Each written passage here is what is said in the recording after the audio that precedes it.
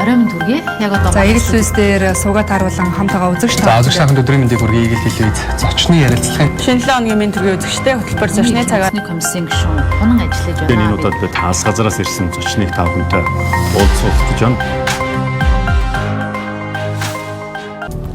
шинэ 7 хоногийн мэнд төргийн үзэгчтэй хөтөлбөр зочны цагаар үргэлжлэн хүрч байна. Тэгэхээр 7 хоног бүрийн даваа гарагт үзэгч та бүхэнд эдийн засгийн цаг үеийн сэдвээр зочдыг уулзуулдаг. За өнөөдөр манай студид санхүүгийн зохицуулах хорооны үнцаасны газрын дарга Дүлгөөн ирсэн байна. Танд шинэ 7 хоногийн мэнд төргий. За тань ч гэсэн мэнд хүргэе. За баярлалаа. Тэгэхээр улсын их хурлаас 5 дугаар сарын 17-нд бол үнцаасны хуулийн нэмэлт өөрчлөлтийг бол баталсан байгаа шүү дээ. Тэгэхээр энэ одоо хуулиас өмнө бол 2002-13 онуудад бол хуулийн тодорхой өөрчлөлт шинжилгээг хийж байсан. За энэ удаагийн одоо хуулийн нэмэлт өөрчлөлтөөр бас эрх зүйн хувьд ямар шинэ одоо ололттой зүйлүүдийг бий болгож чадав. Ерөнхийдөө нийтдээ бол үнцаасны зах зээл маань хэд удаа өөрчлөгдөж шинжлэгдэж явж байсан. 1994 онд бол анхны одоо яг хөрөнгөний зах зээл одоо үүсэж бий болж исэн үедээ нийцүүлж одоо ер нь бол анх төрийн өмчийг хөгжлөх замаар иргэдэд өмч хөгжлийг өгөх замаар үүсэж исэн зах зээл маань тухайн үед бол зохицуулах шаардлага үүссэн.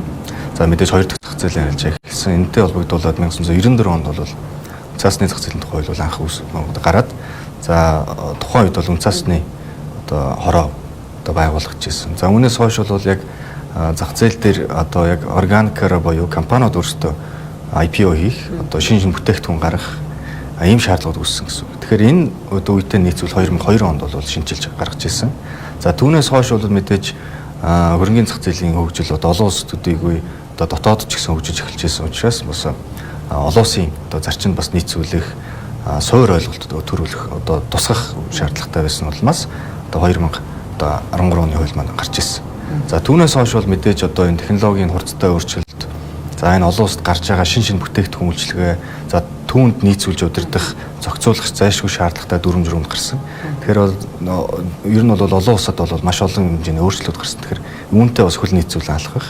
За Монгол улсын дотоодынхаа хөрөнгөний зах зээлийг бас олон улсын жишгт бас нийцүүлэх. За ялангуяа гадны хөрөнгө оруулагч орж ирэхэд бол нэг хэлээр ярьдаг болох. Монгол гэхээр арай өөр зохицуулттай биш. Ер нь бол дэлхийн одоо олон улсад бас мөрдөгддөг. Гэхдээ мэдээж одоо өөрийн орныхоо онцлогийг бас нийцүүлсэн өөрийн орны одоо хөрөнгөний зах зээлийн хөгжилд бас нийцүүлсэн ийм байдлаар зохицуулах шаардлага үүссэнтэй холбогдуулаад бол энэ удаагийн одоо үнцаасны зах зээлийн тухай хуульд нэмэлт өөрчлөлт оруулах. Тухай хуулийн төсөл боловсруулагдаад өргөн баригдаад одоо батлагдж байгаа. Тэгэхээр үнцаасны зах зээлийн тухай хууль маань бол зөвхөн дангаараа бас ороогүй хөрөнгө оруулалтын сангийн тухай хуулиас орсон.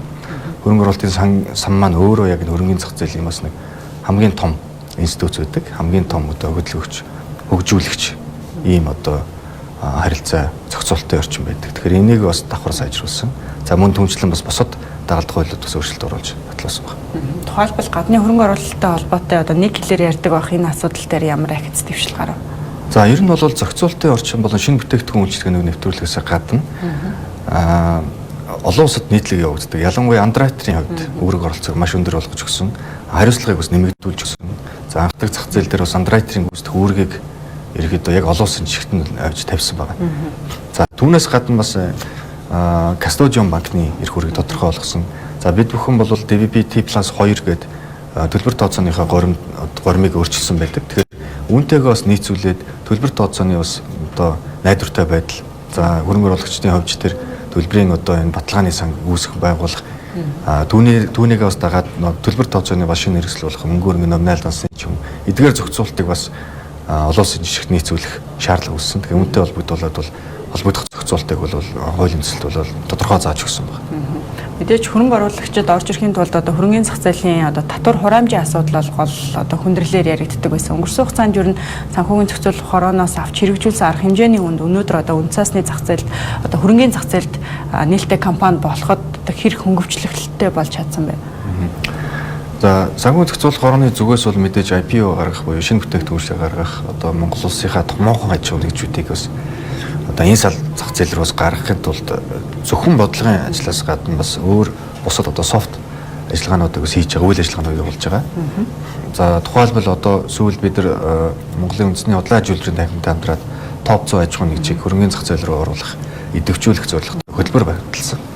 За түүнийхээ дагуу бол СЭД-ийн арга хэмжээнд хэрэгжүүлж байгаа. За үүн дотор бол ялангуяа бид нар бас мэдээлэл өгөх баг нэг цонхны үйлчлэгээ гэж болох ийм одоо арга хэмжээг санаачлаад явж байгаа. Өөрөөр хэлбэл томоохон аж ахуй нэгжүүд маань үнцаас гарахтай холбоотой асуудлууд өөрсдийнхөө бас тодруулах шаардлагатай зүйлсийг бол ярьж тодруулж асууж болно. За бид нар бол зөвхөн санхүүгийн зохицуулах хороо бүртгэлийн шаардлагуудаас гадна хөрөнгийн биржүүд маань бас энд оролцож байгаа. Underwriter компаниуд маань оролцож байгаа. Ингэснээр бол нэг дор зохиц мэдээллийг бас авах боломжийг бол компаниудад бүрдүүлж өгöd. За ялангуяа мэдээж засгийн газрын зүгээс бол татврын орчноор бол нэлээдгүй дэмжсэн. Тодорхойгүй байсан зүйлсийг бас тодорхой болгож өгсөн. Зарим хөнгөлтүүдийг бас оруулж өгсөн.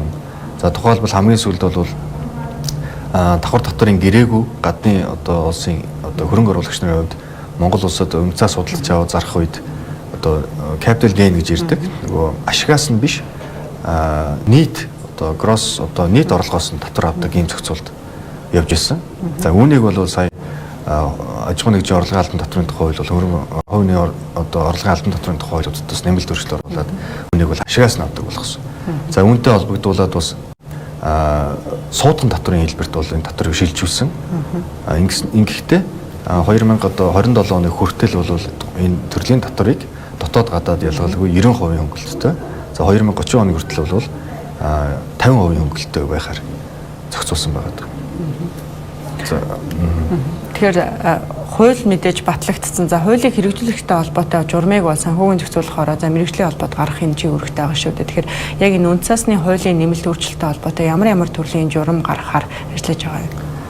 За нэмэлт өөрчлөлттэй холбогдуулаад одоо байгаа дүрм журмуудаа шинжлэх одоо нэмэлт өөрчлөлт оруулах журмууд бүгд энэ бол орно. За нөгөө талаас бол шинэ бүтээгдэхүүн үйлчилгээ нэвтрүүлж байгаатай холбоотойгоор бас цоо шинэ журмууд бас гарна. Шинэ зах зээлийг бүрдүүлнэ гэсэн.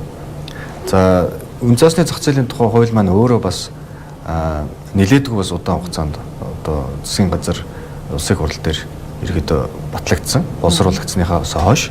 Тэгэхээр энэ хугацаанд ч гэсэн мөн адил санхүүгийн зохицуулахаараа бол өөрсдийн бас дүрм журам тодорхой шаардлагатай өөрчлөлтүүд хийгээ явж ирсэн болохоор мөн зах зээлд оролцогч одоо талууд маань энэ талын одоо өөрчлөлтийг маш сайн мэдчихсэн учраас бол харьцангуй бас шилжилт хийхэд бол төдийлөн бас нэг цаг хугацаа авах.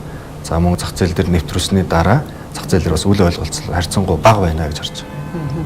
Хүмүүс бол хөрөнгийн зах зээл гэхлээр үнцаас за бонд гэдэг нэг цөөн төрлийн бүтээгдэхүүнийг мэддэг байсан бол сүүлийн үед хийгдэж байгаа энэ зохицуултуудтай холбоотой зах зээл дээрх бүтээгдэхүүний нэр төрөл бол маш их хэмжээгээр нэмэгдсэн байгаа шүү дээ. Хамгийн сүүлийн үеийн статистикаар яг одоо хөрөнгийн зах зээлд ер нь хичнээн төрлийн бүтээгдэхүүн олон нийтэд одоо санал болгогдож байна. Сүүлийн одоо жилийн тоо мэдээллийг авал хичнээн компани ер нь яг нээлттэй компани болох шинэ төрлийн бүтээгдэхүүнийг зах зээлд гаргахаар ер нь одоо бүртгүүлсэн байна.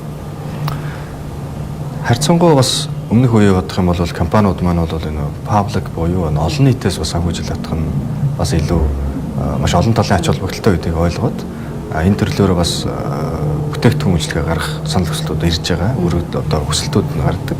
За тэр хэмжээгээр ч гэсэн мөн адил бид бүхэн бас шаардлагатай одоо мэдээж одоо олон нийтэд санал болгож байгаа бүтээгдэхүүн учраас бас хөрөнгө оруулагчдын эрх ашигыг хамгаалах үүднээс тодорхой зайлшгүй шаардлагууд тавигддаг.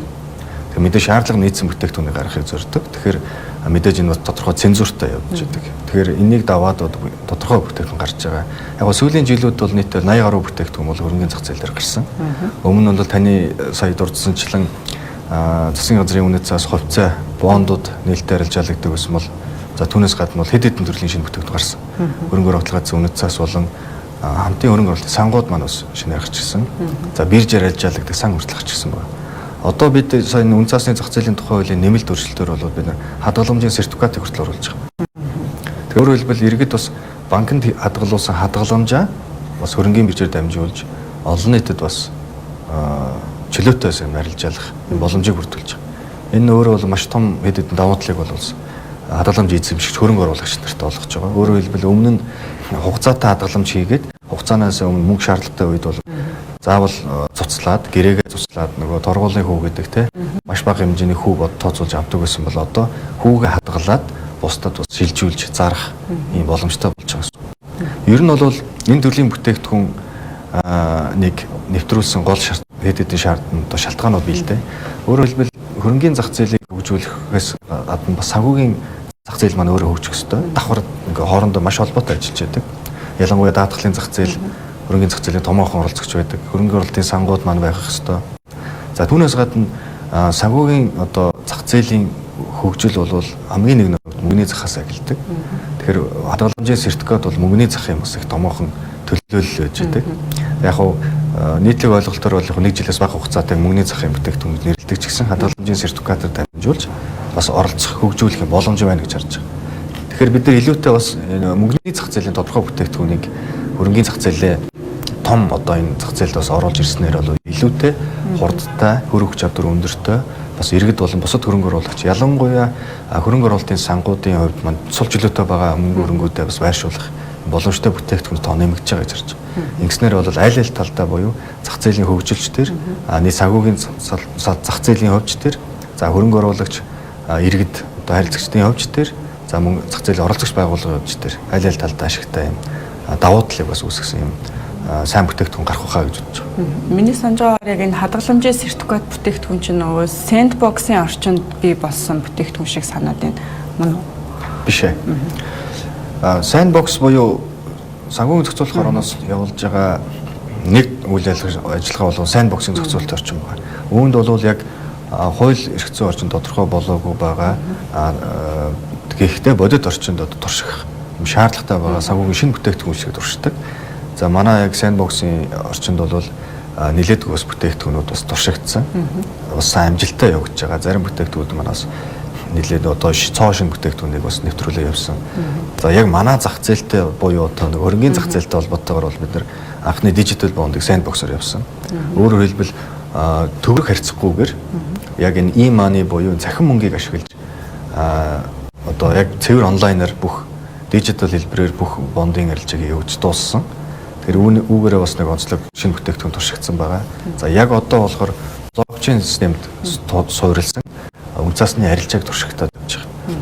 Гэх мэтлээ одоо ийм одоо туршилтууд бол хийгдээд амжилттай нэвтрэгдэж байгаа. За энэ хүү хадгаламжийн сертификат маань болохоор ерөөхдөө бол биржээр ерөөхдөө зарагдана гэсэн эхний байдлын төлөвлөгөөтэй ажиллаж байгаа. Биржээр зарагдж одоо олон нийт иргэд бас оролцох боломжийг бүрдүүлж байгаа. Тэгэхээр энэ өнцгөөс бол бирж талаар нэлээд явах бах. Хөрөнгөний бирж талаас.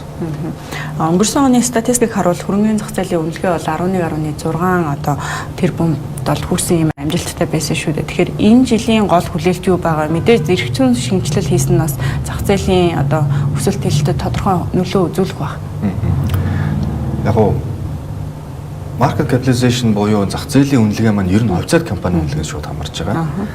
Бонд болон бусад одоо хөрөнгө оруулалт зүүнцээс хөрөнгө оруулалтын сангийн үйл ажиллагаа одоо шинээр нэвтрүүлэх бүтээгдэхүүн үйлчлэгээ бол энэ тоонд бол ордоггүй. Гэхдээ идэвхийг үзүүлэхэд бол чухал нөлөөтэй. Мэдээж хөрөнгөний зах зээл дээр идэвхтэй арилжаа хийж байгаа нөхцөлд бол хувьцааны үнэ ажилд бас зөв хандлага руу явах боломжтой байна. За өнөөдөр бол зах зээл дээр гарч байгаа нэг томоохон мэдээллүүд бол бодлогын хүү бас буурч байгаа. Түүнийг дагаад бас бондын болон бас зээлийн хүүнүүд бас одоо дагаж буурах юм төлөвтэй. За мөн магадгүй одоо засгийн газар болон бусад төрийн томоохон байгууллагуудаас бас өрийн хэрэгсэл бас гарах юм боломжийг бүрдүүлж байгаа. Тэгэхээр эдгээр нөхцлүүд нь бол дунд хугацаанд шууд нөлөөлж үзүүлэхэд бол мэдээж хүндрэлтэй байдаг. Яагаад гэхээр мөнгөний зах дээр байгаа буюу одоо энэ санхүүжилтийн зах зээлэр байгаа хүүгийн түвшин буурахаараа мөн нөгөө талаасаа бас хөрөнгөний зах зээл рүү шилжилт одоо хийгдэх юм боломжууд гардаг. Гэхдээ энэ бол шууд тэр дороо хийгддэг ажил биш. Дунд хугацаанд ерөөхдөө гардаг. За мөн үнцасны зах зээлийн тухай хуулийн нэмэлт өөрчлөлттэй холбоотойгоор бид бүхэн олон улсын санхүүгийн байгууллагын өрийн хэрэгсэл гэдэг шинэ бүтээгдэхүүн гаргасан байна.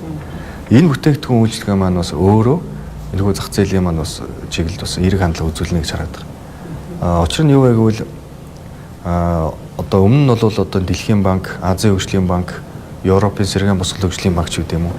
Эдгээр банкуд маань бол эдгээр одоо олон улсын одоо Монгол улсын засгийн газар бас нэгдэж орсон байдаг. Эдгээр санхүүгийн байгууллагуудаас дотоодын аж ахуйн гэж үздэг бас нэлээдгээс хөнгөлөлтөй нөхцөлтэй зээлүүд өгдөг. Түүгээрээ бас компаниуд маань бас өөрсдийн үйл ажиллагаагаа одоо илүү сайжруулад одоо явдаг. Гэхдээ эдгээр байгууллагууд бол төгрөг гэж байдаггүй. Америк доллар байдаг. Гэтэл мэдээж Америк долларын хувьд бол төгрөг Америк долларын валютын ханшийн эрсдэл компаниуд маань өөрсдөө үрж явдаг. Маш олон жишээ байдаг. Та бүхэн мэдж байгаа. Тэгэхээр энэ асуудлыг шийдэхэд тулд эдгээр компаниудад төгрөгийн их усрын шаардлагатай байна гэж үзсэн. За мөн эдгээр одоо байгууллагууд маань өөрсдөө одоо олон улстай бол бараг 3 зэрэгэлтэй буюу маш өндөр одоо сайн одоо зээлжих зэрэгэлтэй компаниуд. Тэгэхээр ийм найдвартай сайн бүтээгдэхүүн Монгол улс төвөргөөр гарна. За мэдээж эрсдэл багтаа учраас хүү мэдээж бага байна. Гэхдээ ямар ч сан найдвартай бас нэг их үүсвэр болж чадах учраас дотоодын одоо тодорхой хэмжээний одоо санхүүжилтүүд бол энэ үгээр дамжиж босох юм боломжтой бол. За ингэх юм бол эдгээр томоохон одоо байгууллагууд манай Монголын одоо бизнес эрхлэгч одоо үйл ажиллагаа эрхэлж байгаа аж ахуйн нэгжүүдэд бол төгрөгийн их үүсвэртэй буюу төгрөгөөр зээлүүлэх боломжтой. Ингэснээр болохоор тухайн компаниудад бол санхүүгээ бас тооцоолох маш өргөн боломжийг өгч байгаа. Валютын ханшийн эрсдэл байхгүй болно. Гэх мэтлэн маш олон давуу талыг бас бүрдүүлж өгч байгаараа энэ бүтээгдэхүүн сонслогтой. Өнгөрсөн жил одоо хөрөнгөний зах зээлд хэлэхэд бол банкуудын хийсэн IPO бол гол нөлөө үзүүлсэн байгаа. Тэгэхээр хөрөнгөний зах зээлийн одоо арилжаанд бол 70 гаруй мянган хөрөнгө оруулагчид орсон гэдэг энэ мэдээлэл байна. За зах зээлээс бол бас 478 тэрбум төгрөгийг татан төвлөрүүлсэн гэдэг маш өндөр амжилттай жил болсон байгаа. За иргэдийн хувьд нэг юм гомдолтой зүйл нь за банкуд бол мэдээж нээлттэй компани болж хөрөнгө оруулалтад ашиг нь бол маш хэмжээгээр нэмэгдсэн боловч яг энэ хувьцааны ханшийн уналт бол яг одоо маш их байна. Хувьцааны үн цэн бол өсөхгүй байна гэдэг тийм гомдол байдаг шүү дээ. Тэгэхээр мэдээж хувьцааны үн цэнийг өсгөхөд бол зах зээл дэх мэргэжлийн хөрөнгө оруулагчдын оролцоог нэмэгдүүлэх шаардлагатай гэдэг зүйлийг бол одоо экспертүүд ярьдаг. Тэгэхээр яг хөрөнгөний зах зээл дэх мэргэжлийн хөрөнгө оруулагчдын оролцоог нэмэгдүүлэх хүрээнд яг санхүүгийн зохицуулахаар ямархуу байдлаар ажиллаж байна. За хэд хэдэн мэргэжлийн хөрөнгө оруулагч нар байдаг. Илүүтэй нөгөө хөрөнгөний зах зээлээр орж одоо хөрөнгө оруулалт одоо хөрөнгө оруулалтын үйл ажиллагаа явуулдаг. За нэг номерт мэдээж даатгалын компаниуд байх ёстой. За манай улсын хувьд бол даатгалын компани бас хөгжиж байгаа. За санхүү зохицуулах орны зүгээс тэр хөрөнгөний зах зээл бас оруулж болох одоо хөрөнгөний хэмжээг нэмэгдүүлсэн одоо шийдвэрүүд бол гарсан. Дүрм журмд нь өөрчлөлт оруулсан байгаа. За мөн хөрөнгө оруулалтын сангууд энд бас нэлээд төлхөө оролцдог. Тэгэхээр яг энэ утгаараа бас хөрөнгө оруулалтын одоо сангийн тухай хуульд бас нэмэлт өөрчлөлт оруулсан.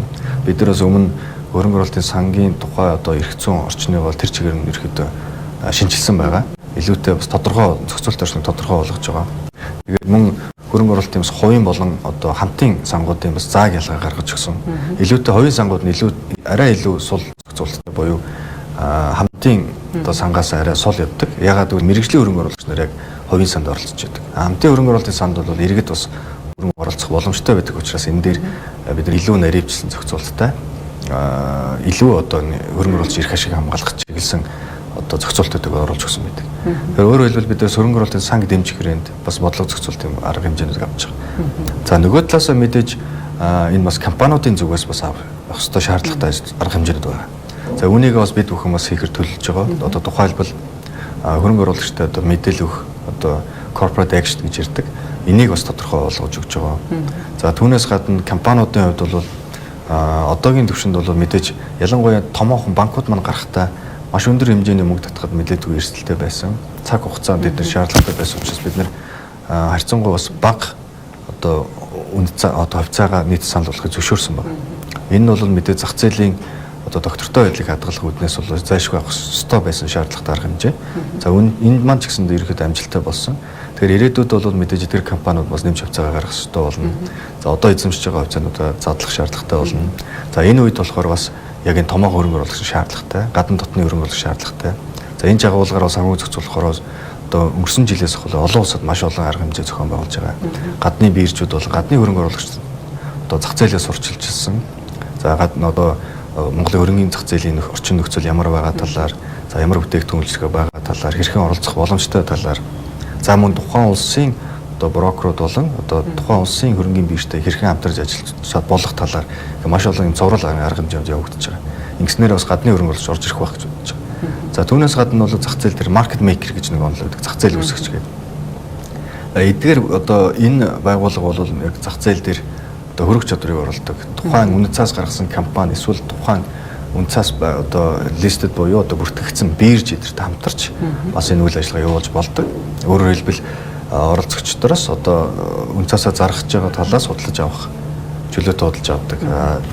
Худалдаж авах хүсэлтэй байгаа чөлөөтэй байгаа үеийг зардаг.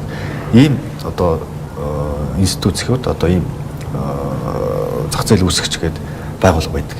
Тэгэхээр энийг бас журамсан журмыг бас бид бүхэн хөрөнгөний биржид бас чиглэлийн нөгөөд батлуулчихсан явж байгаа. Тэгэхээр өөрөөр хэлбэл орчин бол нөхцөл одоо бүрдсэн байгаа. Одоо компаниудын хувьд бол өөрсдийнх нь одоо үйл ажиллагаа бол нэг номер чухал. Тэгэхээр мэдээж санхүүгийн зохицуулахаараа бүгдийг нь одоо оролцуулж чадахгүй. Тэгэхээр бид нар бол аль болох дүрм журм бол хууль эрх зүйн орчноор боломжийг гаргаж өгөх ёстой. Хааж богдуулсан юмнуудыг одоо зэгцэлж өгөх ёстой. Мэдээж хаана гэдэг нь болохоор нэг талдаа тухайн компани өсөлт хөгжлийг боомлж байгаа асуудал биш. Ирээдүйд учирч болох хөрөнгө оруулагч нар учирч болох эрсдлийг бууруулах тодорхойгүй байгаа зүйлсийг тодорхой болтол нь